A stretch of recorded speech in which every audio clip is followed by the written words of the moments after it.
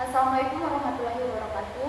Terima kasih kepada Ibu Fitri Santi selaku dosen pengampu mata kuliah Finansial Teknologi. Di sini kami akan mempresentasikan hasil diskusi kelompok kami yang berjudul Pasar Berkembang dan Dampak Sosial. Sebelumnya perkenalkan nama kami, saya Christine Aprianti, saya Desti Rani Landari, saya Rizka Lubis, saya Gali Bebas. Baiklah, untuk materi pertama akan disampaikan oleh saudara Ida Ayu Pasya. Kepada Ida Ayu Pasya dipersilakan. Yaitu fintech adalah mesin tidak sedikit yang besar. Pada tahun 1930, dunia telah terjun bebas dan pasar keuangan meledak. Sejak itu menyebabkan munculnya ekosistem keuangan global yang tertutup dan berpikir tertutup. Saling bergantung, di mana regulasi telah membuat penantang inovatif tetap berada di posisi yang tepat. Secara bersamaan, teknologi berkembang pesat dan memperkuat ekosistem keuangan dunia. Peraturan baru ditambah teknologi baru membawa kita ke satu tempat, yaitu revolusi skala penuh yang didukung oleh fintech. Selanjutnya yaitu sebagian besar ekonomi pasar berkembang memiliki infrastruktur sistem keuangan yang terbatas. Pasar modal sejauh keberadaannya dan bank sama-sama mengandalkan teknologi warisan dan tidak dapat diakses oleh penduduk pedesaan miskin yang merupakan mayoritas di negara berkembang. Sisi baiknya yaitu ada jauh lebih sedikit hambatan struktural dan peraturan dalam sistem keuangan yang harus diatasi untuk melayani mereka yang tidak memiliki rekening bank. Selanjutnya itu secara khusus di Kenya pada 2007 anak perusahaan Vodafone, operator jaringan seluler terbesar di negara tersebut, mempergunakan solusi uang seluler pertama di dunia, yaitu M-Pesa. Pengguna Safaricom dapat dengan mudah mengadopsi layanan ini karena sudah terpasang pada kartu SIM mereka dan dengan mengandalkan jaringan-jaringan seluler prabayar yang berkembang. Peluang untuk inovasi fintech tidak terbatas dan perusahaan rintisan dapat menjadi mesinnya yang memungkinkan akses dan mengarah sumber daya kepada yang membutuhkan. Selanjutnya yaitu mengapa saya tidak bisa masuk bank. Nah, kisah ini menggambarkan yang dialami oleh jutaan orang yang tinggal di pedesaan, pinggiran kota, dan bahkan daerah miskin perkotaan di negara berkembang setiap hari. Pengembangan fintech menciptakan peluang untuk menjembatani banyak hambatan ini bagi jutaan orang dan berdampak nyata pada peningkatan kehidupan mereka. Menurut G20, hampir 2,5 miliar orang dewasa tidak termasuk dalam sistem keuangan formal. Kisah di Kenya dan pembayaran seluler menggunakan konsep berfitur telah didokumentasikan secara luas sebagai kasus lainnya. Selanjutnya yaitu faktor sisi penawaran. Nah, platform untuk melayani pelanggan mereka dengan lebih baik. Namun platform ini hanya tersedia untuk klien yang membuka rekening di cabang bank. Artinya, platform semacam itu tidak menawarkan pendaftaran digital atau seluler. Oleh karena itu, masalah tetap ada karena calon pelanggan baru harus pergi ke cabang fisik dan melalui proses yang rumit untuk membuka rekening bank. Selanjutnya yaitu faktor permintaan. Penelitian yang terdokumentasi dengan baik ada pada topik ekonomi perilaku, tabungan, dan inklusi keuangan. Penelitian semacam itu menunjukkan bahwa kita dapat menabung lebih banyak dan lebih asyik saat menggunakan produk keuangan. Ekonomi perilaku juga menunjukkan bahwa orang umumnya menabung untuk maksud dan tujuan tertentu. Sekian dari saya, kembali ke moderator. Terima kasih kepada saudara Ida Ayu Pasya atas penjelasan materinya. Untuk materi selanjutnya akan dijelaskan oleh saya sendiri.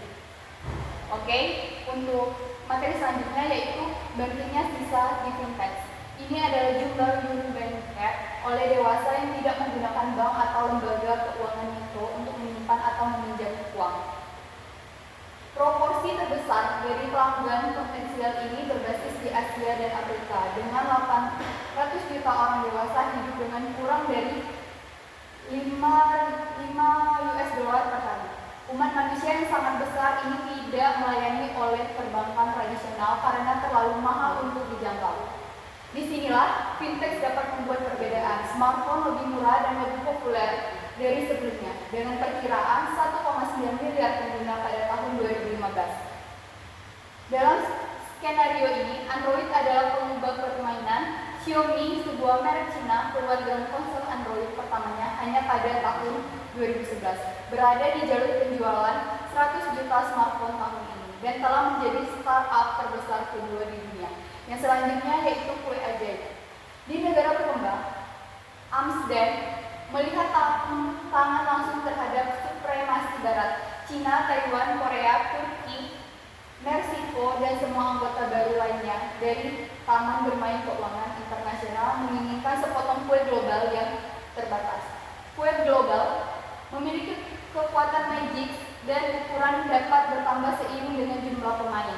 Barat dapat berbagi kue dengan lebih banyak tamu dan pada saat yang sama memiliki potongan yang lebih besar untuk dirinya sendiri. Aplikasi mereka memungkinkan pinjaman dan micro crowdfunding untuk biaya sekolah, keadaan darurat, dan bahkan biaya pernikahan dan pemakaman. Konsepnya bukanlah hal baru, praktek saling mendukung ini telah ada selama berabad-abad. Tetapi startup ini telah membuat dapat diakses oleh ratusan juta orang secara real time. Next, selanjutnya apa yang terjadi? Maka terjadilah. Ada manfaat lain yang terlalu sering dilupakan. Berkat Rise of the Rice, kue-kue baru juga dipanggang di negara kita sendiri. Coba Google meteran prabayar, sistem prabayar untuk listrik. Jika Anda berbasis di Inggris, Anda akan melihat daftar perusahaan paling maju di negara tersebut. Dengan hampir setengah meter prabayar tidak terjadi di Amerika Serikat atau di Eropa, tetapi di Afrika Selatan. Kembali ke tahun 1980-an, sejumlah besar orang Afrika Selatan tanpa alamat yang terbukti atau riwayat kredit menemukan rumah di distrik yang baru dibangun di seluruh negeri.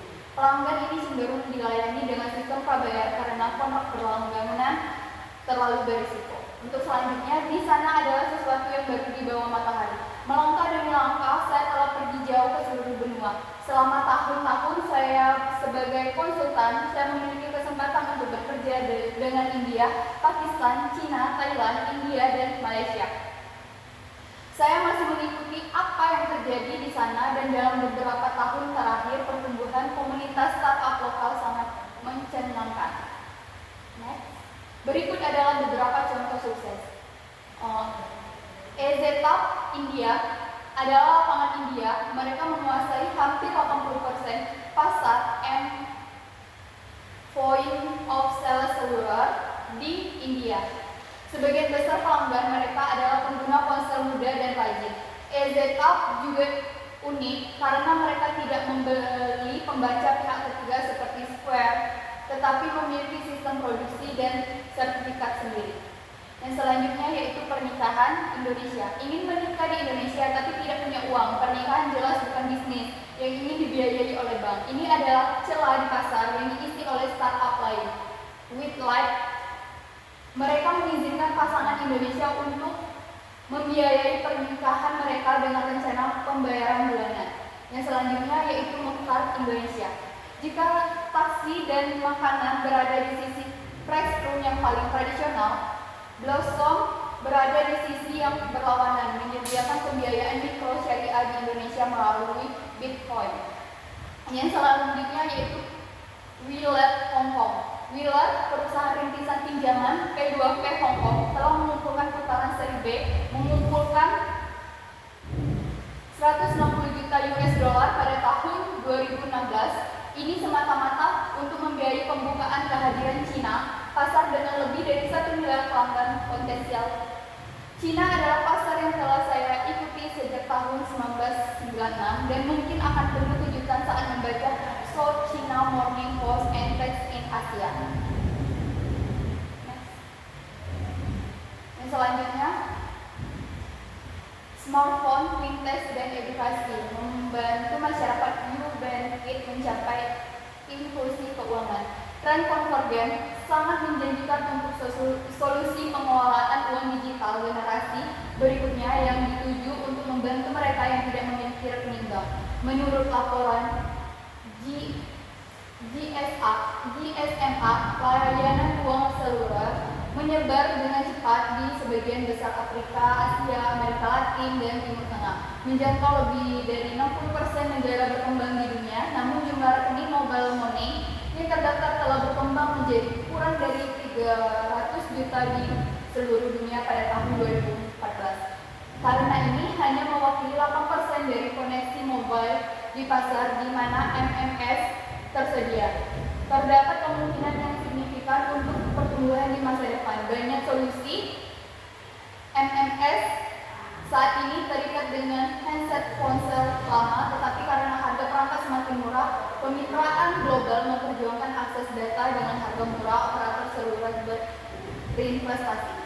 Yang selanjutnya yaitu meningkatkan pengalaman pengguna. Karena sistem operasi ponsel cerdas menawarkan platform umum untuk pengembangan mencakup produsen, perangkat dan peralatan tertentu, aplikasi uang seluler dapat memanfaatkan sejumlah fungsi lain termasuk integrasi dengan fitur lain seperti kontak, kalender, peta, aplikasi, media sosial, jaringan, seperti kedekatan atau mereka yang memiliki uang tunai tersedia, likuiditas, fitur pencarian agen, seperti temukan ATM di aplikasi perbankan, menilai layanan pelanggan atau likuiditas agen jaringan. Data berharga ini nanti dapat digunakan dengan analitik canggih dan model prediktif untuk meramalkan dan mencegah kekurangan arus kas sehingga meningkatkan pengalaman pelanggan secara keseluruhan. Mungkin sekian dari saya. Untuk materi selanjutnya akan disampaikan oleh Saudara Desti Riani Ayu Wulandari. Kepada Desti Riani Ayu Wulandari dipersilakan. Baiklah, di sini saya akan menjelaskan untuk materi selanjutnya yaitu pengembangan produk baru. Penetrasi smartphone yang lebih besar akan mempercepat laju pengembangan produk baru dan akan mengubah cara konsumen untuk terlibat secara finansial, terutama dengan pedagang, bisnis dan pemerintah. Aplikasi personal finansial manajemen ini memberikan contoh instruktif tentang produk yang dapat membantu nasabah untuk mempelajari, memahami, dan mengendalikan keuangan mereka. Fitur sederhana seperti aplikasi kalender memungkinkan pengguna untuk dengan mudah mengenali pendapatan dan pengeluaran mereka dalam sebuah format kronologis yang dapat dihubungkan dengan kebanyakan orang. Namun yang lebih penting, memberitahu mereka tentang pengeluaran dan kekurangan arus kas yang akan terjadi di masa depan. Materi selanjutnya yaitu pendidikan power to the pupil melalui financial literasi.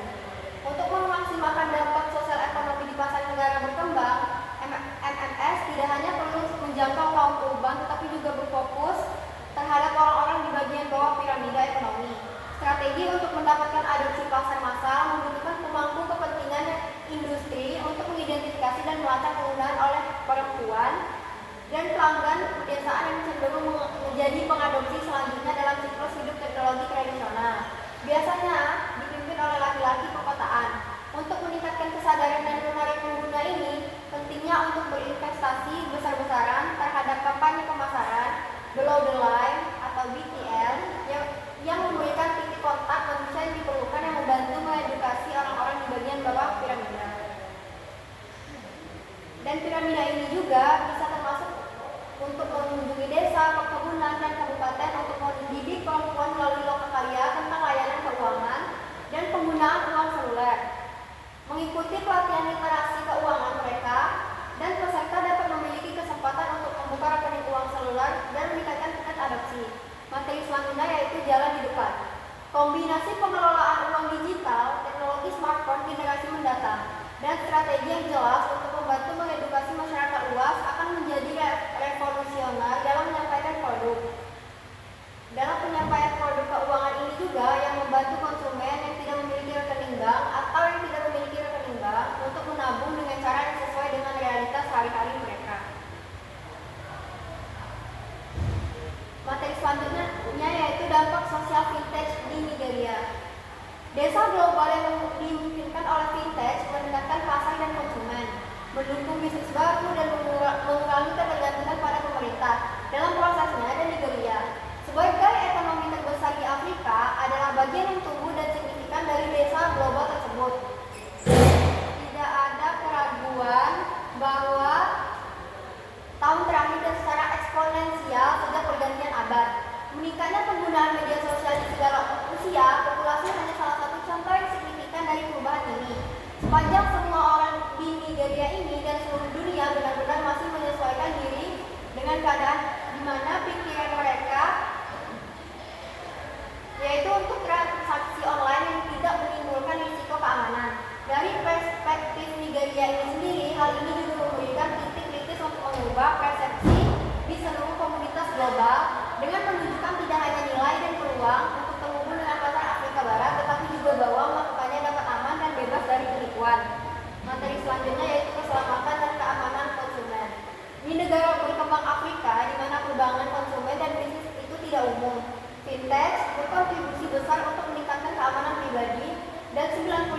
lapisan pembayaran konsumen internet di Nigeria saat ini adalah transaksi tunai yang menciptakan serangkaian resiko luas yang dapat dengan mudah dikurangi dan diminimalkan melalui penggunaan teknologi. Untuk memperburuk keadaan, sebagian besar di dunia barat menganggap penipuan dan korupsi sebagai risiko besar untuk bekerja dengan dan di dalam negara seperti Nigeria ini telah kehilangan peluang besar untuk berdagang dan bertransaksi dengan ekonomi yang kuat dan berkembang ini. Kontribusi terhadap kebijakan moneter negara. Persepsi bank yang bergerak lambat, konservatif, dan pada akhirnya menolak perubahan yang sedang dibantah, terutama karena sektor perbankan tradisional belajar bahwa ia perlu bereaksi dan menanggapi gangguan yang dipicu oleh sektor fintech. Sektor startup yang tangkas masih jauh di depan mereka, memanfaatkan peluang besar dengan pendekatan yang terfokus dan dikomoditisasi. Fintech berkontribusi terhadap perekonomian nasional Nigeria dan mendukung kebijakan bank sentral untuk mengurangi jumlah uang tunai yang beredar dan biaya penanganan uang tunai. Pengurangan seperti ini juga membantu membatasi korupsi, kebocoran, dan pencucian uang sambil meningkatkan efektivitas kebijakan moneter lain yang dimaksudkan untuk mengelola inflasi dan mendorong pertumbuhan ekonomi. Materi selanjutnya yaitu dukungan untuk usaha kecil dan pengusaha.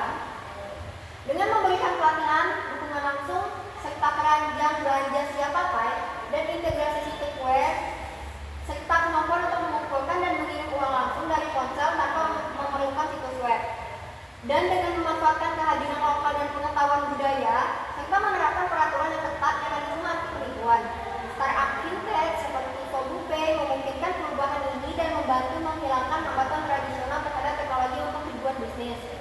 Mengurangi penipuan dan kredit macet pada gilirannya membuat biaya pinjaman lebih rendah yang secara langsung berdampak terhadap biaya pinjaman. Belum lagi dengan menciptakan lebih banyak peluang untuk pinjaman yang aman dan memberikan rasa positif bagi konsumen dan usaha kecil melalui pinjaman langsung dan crowdfunding. Sekian materi dari saya kembalikan ke moderator. Terima kasih. Oke, terima kasih kepada Saudara Desti Riani Ayu Wulandari. Untuk materi selanjutnya akan disampaikan oleh Saudara Rizka Azura Lubis. Kepada Rizka dipersilakan. Baiklah, selanjutnya yaitu adalah materi India dan piramida peluang, yang dimana gagasan dari C.K.